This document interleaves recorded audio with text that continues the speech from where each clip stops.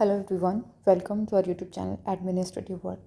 So as you know that we are covering theme 2 in themes in Indian history, class 12th NCERT. अभी तक हमने इस chapter में basically हमने जाना था कि वैदिक पीरियड के बाद में मौर्यन एम्पायर और मौर्यन एम्पायर के बाद में पोस्ट मौर्यन एम्पायर या पोस्ट मौर्यन डिफरेंट डायनेस्टीज कैसे डेवलप होती हैं। मौर्यन एम्पायर से पहले हमने जनपद और महाजनपद के बारे में पढ़ा था। इसी सीरीज़ को आगे बढ़ाते हुए हमने जहाँ पे कल यानी लास्ट टाइम जब हमने डिस्कस करा था उससे आगे बढ़ते तो हम आ चुके थे ये डिस्कस करते करते कि हमारे जो बुद्धिस्ट टेक्स्ट हैं, बुद्धिस्ट टेक्स्ट और जैन टेक्स्ट के अंदर हमें 16 महाजनपद यानी 16 एम्पायर का जिक्र हमें मिलता है। 16 एम्पायर नहीं, 16 डिफरेंट स्टेट्स का हमें जिक्र मिलता है।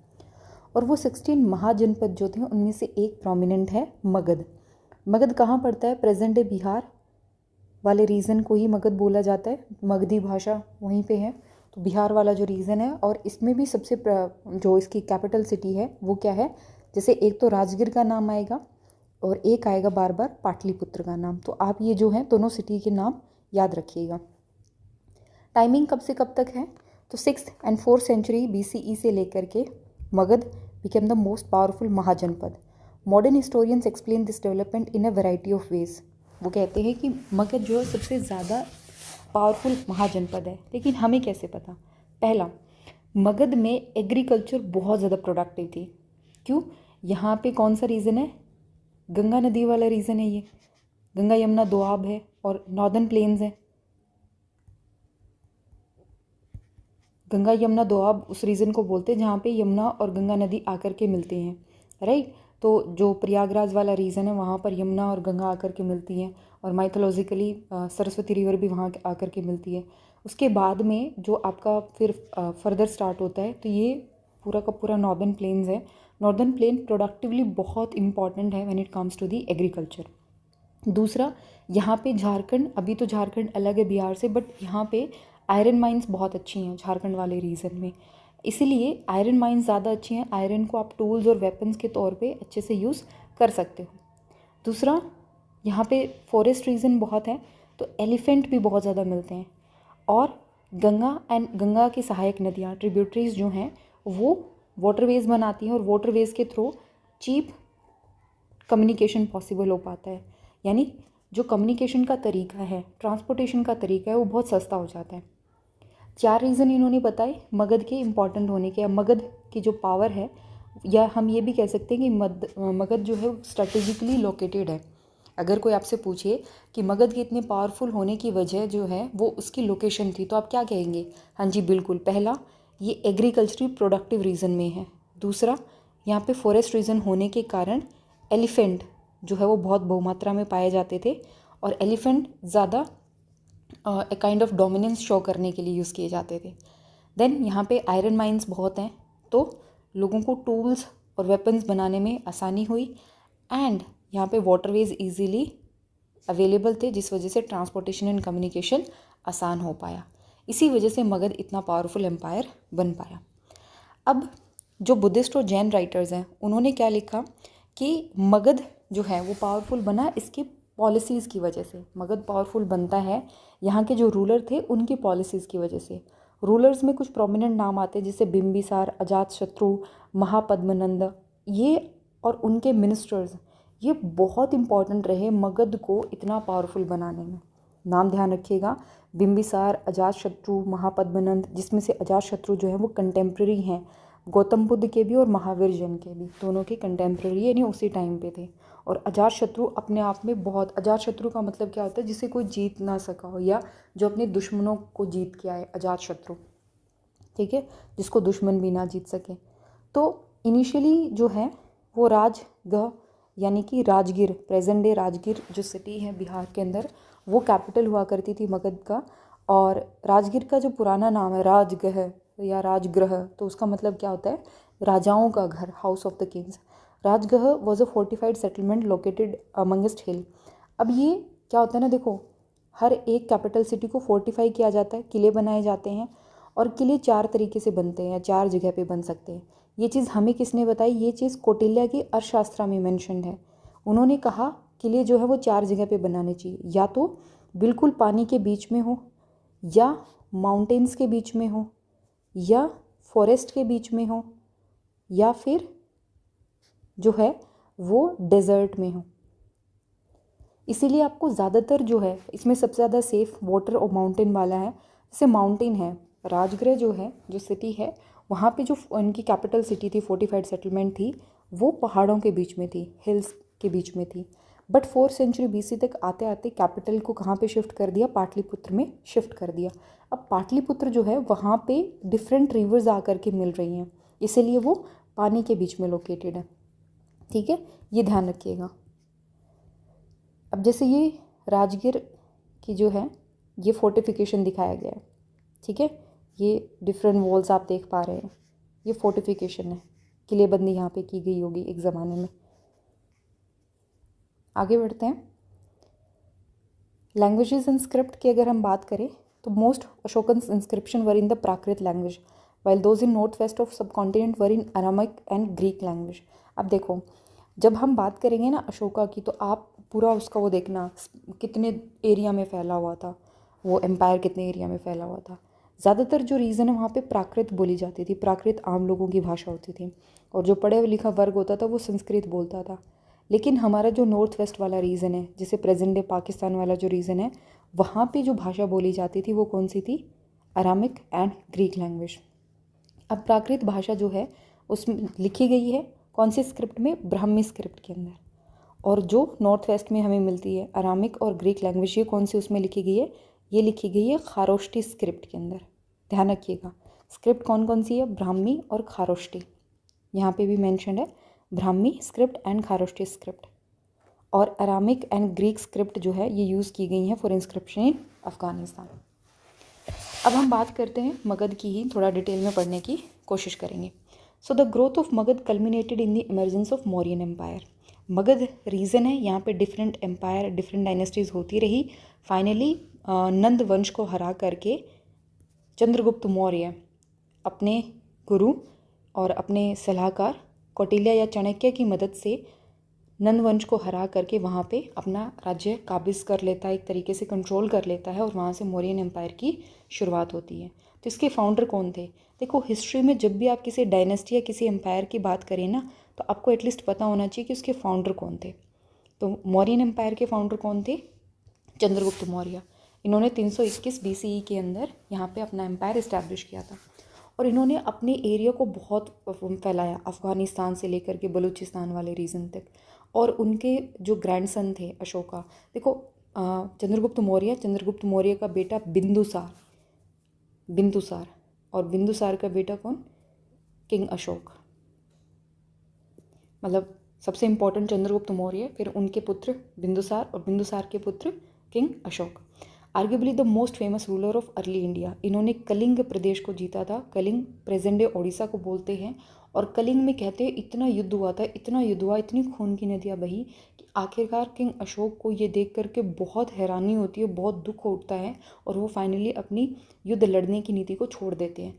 कलिंग के युद्ध के बाद में किंग अशोक ने या एम्परर अशोक ने अपनी युद्ध लड़ने की नीति को त्याग कर दिया था, और उन्होंने धम्म अपना लिया था, यानी वो बुद्धिस्ट हो गए थे, बुद्ध की शरण में चले गए थे। मौर्यस के बारे में हमें कैसे पता चलता है? तो historians have used a variety of sources to reconstruct the history of Mauryan empire, जिसमें आर्कियोलॉजिकल फाइंड्स मिलते हैं, खास करके स्कल्पचर्स मिलते हैं, और बहुत सारे कंटेम्प्रेरी वर्क्स हैं। जैसे कंटेम्प्रेरी वर्क्स बोलते हैं कि अशोका के टाइम पे ही किसी और ने कुछ लिखा हो। एक तो मेगास्थनीज का अकाउंट हमें मिलता है। अब मेगास्थनीज कौन था, इसको समझिए।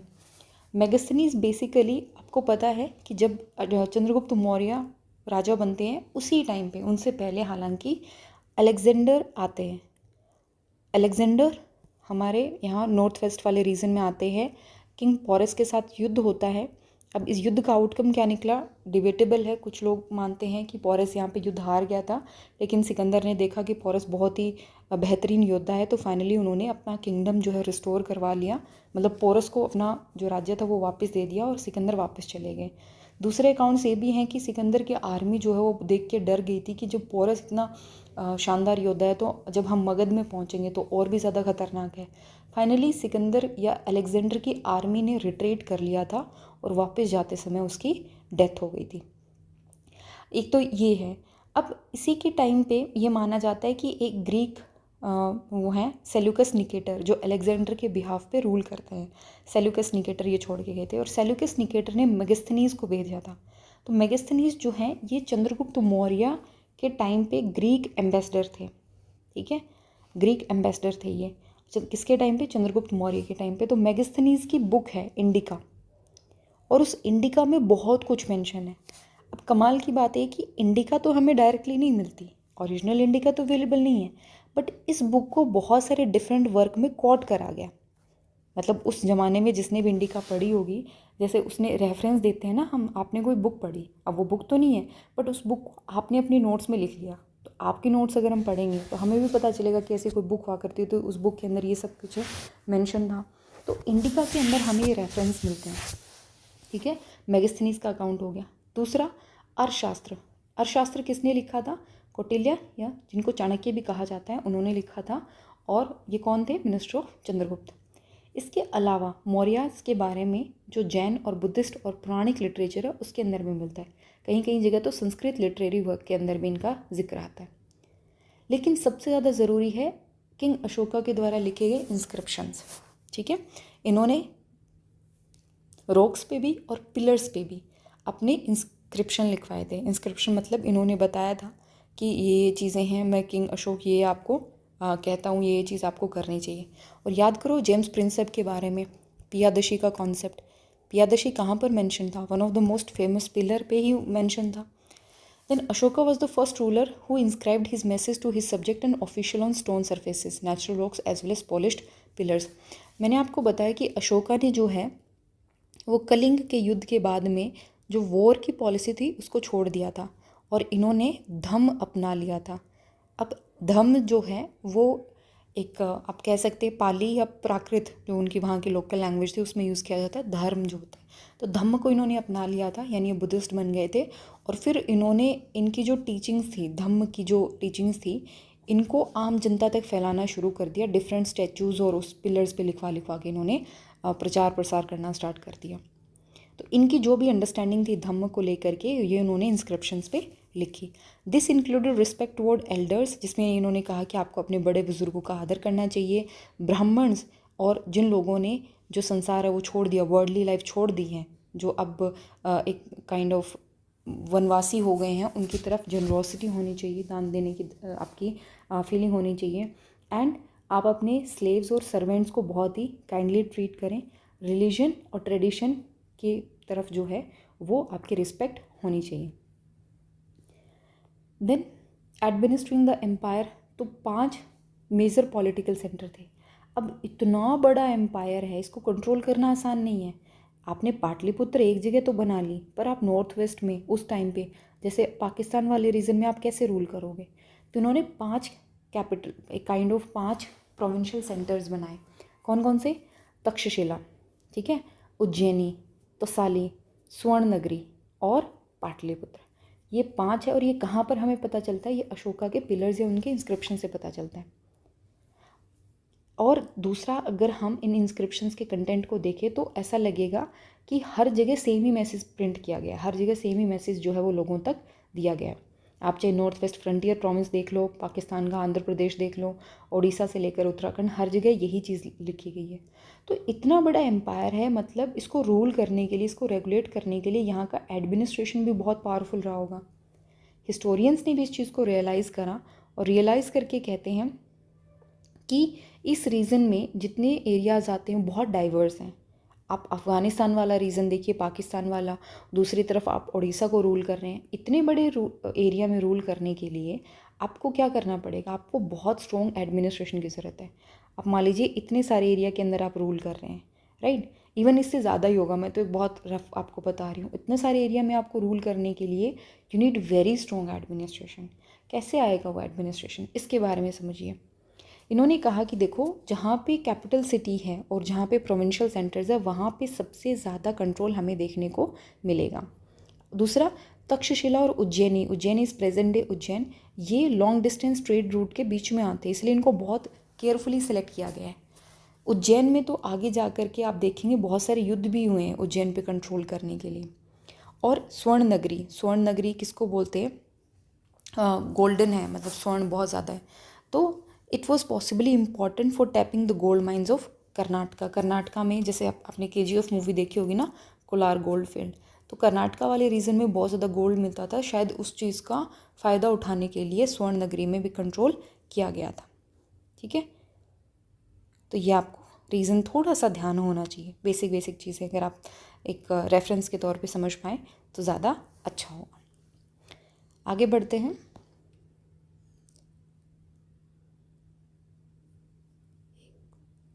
हाँ, यही है। So communication along both land and riverine roads was vital for the existence of empire. ज़रूरी था ज़मीनी और रिवराइन रोड्स दोनों के ऊपर कंट्रोल कर पाना। सीधी सी बात है कि अगर नदी जा रही है, आपका कैपिटल सिटी यहाँ पर है, आप इस रिवर रूट पे कंट्रोल नहीं करोगे तो फिर तो कोई भी आपकी कैपिटल पे अटैक कर देगा। एक तो रीज़न ये है। दूसरा रीज़न ये है कि अगर आप कम्युनिकेशन नेटवर्क्स पे कंट्रोल नहीं करते हो तो फिर आप कैसे इतने बड़े एम्पायर को मेंटेन करोगे, और ये ज़्यादा आसान भी रहता है। दूसरा, journey from the centre to the provinces could have taken weeks if not months. अगर ऐसा नहीं होता तो आपको एक जगह से दूसरी जगह आने के लिए महीने लग जाते और कहीं की तो उससे भी ज़्यादा समय लग जाता। आपको आज के टाइम अफ़गानिस्तान वाले रीजन से आपको मान लीजिए बिहार वाले रीजन में आ रहा है और पैदल आना है, एक तरीके से समझिए। और उस टाइम पे, आज तो चलो फिर भी फैसिलिटीज़ अवेलेबल हैं, अच्छी सड़कें, उस टाइम पे हम बात करें जब लुटेरों का इतना भय हुआ करता था, तो उनकी प्रोटेक्शन का क्या, उनके सामान का क्या, उनको प्रोटेक्ट कैसे किया जाएगा। इसीलिए आर्मी भी बहुत इम्पॉर्टेंट थी। मैगस्थनीज अपनी बुक इंडिका के अंदर मेंशन करते हैं कि एक कमेटी बनाई गई थी जिसमें 6 सब कमेटीज़ हुआ करती थी, और ये 6 सब कमेटीज़ ये मिलिट्री एक्टिविटी के कोऑर्डिनेशन के लिए थी। मिलिट्री के ऊपर भी प्रॉपर कंट्रोल करा गया था। जैसे एक नेवी पे ध्यान रखती थी, दूसरी ट्रांसपोर्ट और प्रोविजंस होते हैं सामान, उनको प्रोवाइड कराती थी। तीसरी फुट सोल्जर्स जो होते हैं उन पे कंट्रोल। 4th हॉर्सेस पे, 5th चैरियट्स जो रथ होते हैं, 6th एलिफेंट्स पे। यानी एक कमेटी के अंडर पूरा आर्मी को या पूरी मिलिट्री को कर दिया। अब उसके अंदर एक कमेटी में 6 सब कमेटी बना दी और वो 6 डिफरेंट चीज़ों से डील कर रही हैं। ठीक है, एक नेवी की ऊपर ध्यान दे रही है, एक ट्रांसपोर्ट्स पे, एक फुट शोल्डर पे, एक हॉर्सेस पे, एक चैरियट्स पे और एक एलिफेंट्स पे। आसान हो जाएगा, बेटर कोऑर्डिनेशन नज़र आता है हमें। देन इनकी एक्टिविटीज़ जो है वो काफ़ी वेरिड है। Arranging for bullock carts to carry equipment, procuring food for soldiers and fodder for animals, and recruiting servants and artisans to look after the soldiers. Even Ashoka ने अपने पूरे एम्पायर को कंट्रोल करने के लिए, एक साथ रखने के लिए धम्म को प्रोपगेट करा। जब भी मैं धम्म बोलूँ आप एक तरीके से धर्म को समझिए, या जो टीचिंग्स है बुद्धा की उसको प्रोपगेट करा। देन उनका ये मानना था कि धम्म से ही सब लोगों का भला हो सकता है। इवन उन्होंने ऐसे स्पेशल ऑफिसर्स भी तैयार करे जो धम्म के प्रचार में काम आएंगे, जिनको धम्म महामत्त बोला गया था, जिनको सिर्फ और सिर्फ काम क्या था, धम्म का प्रचार प्रसार करना। ठीक है, अब कितना इम्पॉर्टेंट है एम्पायर। तो जब हिस्टोरियंस ने हिस्ट्री को समझना स्टार्ट करा 19th सेंचुरी में, रिकन्स्ट्रक्ट करना स्टार्ट करा, तो इनको ये लगा कि मौर्यन एम्पायर एक बहुत बड़ा लैंडमार्क है। उस समय भारत जो कॉलोनियल रूल के अंडर था, मतलब ब्रिटिशर्स हमारे यहाँ रूल कर रहे थे, इंडिया ब्रिटिशर्स का पार्ट था। ये चीज़ शायद आप आज रिलेट ना कर पाओ, बट जब आप मॉडर्न हिस्ट्री पढ़ोगे ना तब आपको समझ में आएगा। देखो, कॉलोनियल जो पावर होती है ना, वो सिर्फ आपके रिसोर्सेज पे कंट्रोल नहीं करती, वो धीरे धीरे आपके दिमाग पर भी कंट्रोल करना स्टार्ट कर देती है। उन्होंने, ब्रिटिशर्स ने हमें ये फील कराना स्टार्ट कर दिया था कि हमें पता ही नहीं है खुद को रूल कैसे करना है। उन्होंने हमें हमेशा ये दिखाया कि हम लोग बारबेरियन हैं, हम लोगों को एक सिविक, मतलब एक सिविलाइजेशन की हमें समझ नहीं है। जब हिस्ट्री उठाएगी, जब इंडस वैली सिविलाइजेशन का पता चलता है, जब मौर्यन एम्पायर का पता चलता है, तो ये अपने आप में बहुत इंपॉर्टेंट लैंडमार्क हो जाता है। ये पूरी सिविलाइजेशन के लिए एक बहुत बड़ी अचीवमेंट है। ठीक है, इस तरीके से समझिए इसको। तो 19th और 20th सेंचुरी में जो इंडियन हिस्टोरियंस को मौर्यन एम्पायर का रेफरेंस मिलता है तो उन लोगों के लिए बहुत ही चैलेंजिंग और बहुत ही एक्साइटिंग था। कुछ आर्कियोलॉजिकल एविडेंस भी मिल गए, जैसे कुछ स्टोन स्कल्पचर्स मिले और कुछ पिलर्स मिलने उनको स्टार्ट हो गए थे, तो उनको लगा अरे वाह, इतना बड़ा एम्पायर और इतने स्पेक्टिकुलर आर्ट यहाँ पर मिलते हैं। इसलिए इन हिस्टोरियंस ने जो अशोकन इंस्क्रिप्शंस है उनको स्टडी करना स्टार्ट करा। अब उनको पता चला कि अशोका के इंस्क्रिप्शन में और बाकी राजाओं के इंस्क्रिप्शन में बहुत फ़र्क है। तो वो एक कंक्लूजन पे पहुंचते हैं कि शायद अशोका सबसे ज़्यादा पावरफुल और सबसे ज़्यादा इंडस्ट्रियस, सबसे ज़्यादा हम्बल रहा होगा, हम्बल रहे होंगे। ठीक है, so it is not surprising that nationalist leader in the 20th century regarded him as an inspiring figure. इसीलिए चक्रवर्ती सम्राट अशोका भी इनको बोला जाता है, और वो 20th सेंचुरी में जो नेशनलिस्ट लीडर थे उनके लिए सबसे ज़्यादा एक इंस्पायरिंग फिगर के तौर पे उन्होंने काम करा था। रीज़न मैंने आपको बता ही दिया, ये एक बहुत बड़ा फैक्टर था हमारे लिए, एक प्रोटेस्ट करने का एक ज़रिया बना कि जब किंग अशोक पुराने टाइम पे इतने पावरफुल हो सकते तो हम क्यों नहीं। और जैसे जैसे हम आगे बढ़े, हम 20th सेंचुरी में, अर्ली 20th सेंचुरी में आगे बढ़े, तो फिर हमें इंडस वैली सिविलाइजेशन का पता चलता है और लोगों की एक खुद पे जो कॉन्फिडेंस बिल्ड हुआ अपनी सिविलाइजेशन में, जो वो प्राउड करने लगे, तो आप देख पाओगे कि फ्रीडम मूवमेंट को बहुत ज़्यादा बूस्ट मिलता है। लोगों ने ब्रिटिश हुकूमत के ख़िलाफ़ काफ़ी ज़्यादा प्रोटेस्ट करना स्टार्ट कर दिया था। अब ये डिस्कस है तो आप मैगस्थनीज़ और अर्थशास्त्र के कुछ रेफरेंसेस देख सकते हैं, और आपको क्या लगता है कि कहाँ तक यूज़फुल है मौर्यन एडमिनिस्ट्रेशन को समझने के लिए। ठीक है, then yet how important was the Mauryan empire. It lasted for about 150 years, which is not a very long time in the vast span of history of subcontinent. अब सबसे इम्पॉर्टेंट चीज़ क्या है कि चंद्रगुप्त मौर्य हुए, उनके बाद में बिंदुसार आए, फिर किंग अशोक आए, लेकिन उनके बाद में कोई बहुत सिग्निफिकेंट इवेंट नहीं हुआ। मौर्यन एम्पायर डिसइंटीग्रेट होने के पीछे काफ़ी सारे रीज़न हैं, पर एक प्रोमिनेंट रीज़न माना जाता है कि अशोक की युद्ध न करने की नीति भी एक बहुत बड़ा कारण बनी। दूसरा, एम्पायर सारे एरिया में नहीं फैला था, खास करके जो कंट्रोल था वो नॉर्थ वाले रीजन में था, और वहाँ पर भी यूनिफॉर्म कंट्रोल नहीं था। इस वजह से धीरे धीरे अशोका के बाद में एम्पायर जो है वो डिसइंटीग्रेट होने लगता है, फिर छोटे छोटे चीफडम्स, छोटे छोटे किंगडम्स उभरने लगते हैं। That we will study tomorrow, post Mauryan history हम कल पढ़ेंगे। ठीक है, कैसे स्टार्ट होता है, ख़ास करके हमारा जो साउथ वाला रीजन है उसमें हम बात करेंगे, जैसे हम चोला, चेरा और पांड्या किंगडम की हम बात करेंगे। इसमें अगर आपको कोई भी डाउट हो you can let me know, and don't forget to subscribe to administrative world. अगर आपको हमसे बात करनी है, कॉन्टैक्ट करनी है, तो आप हमें 9896859767 पे कॉल या व्हाट्सएप कर सकते हैं। अदर देन दैट हमारे टेलीग्राम और व्हाट्सएप का लिंक जो है वो डिस्क्रिप्शन में दिया गया है। प्लीज़ आप टेलीग्राम के थ्रू और व्हाट्सएप के थ्रू आप हमसे जुड़ें, और टेलीग्राम पे काफ़ी नई अपडेट्स आती हैं। कोई भी लेटेस्ट अपडेट हो सबसे पहले टेलीग्राम पे दी जाती है, तो प्लीज़ टेलीग्राम पे आप हमसे जुड़ें। आज के लिए बस इतना ही, कल मिलते हैं same time. Till then take care and thank you so much.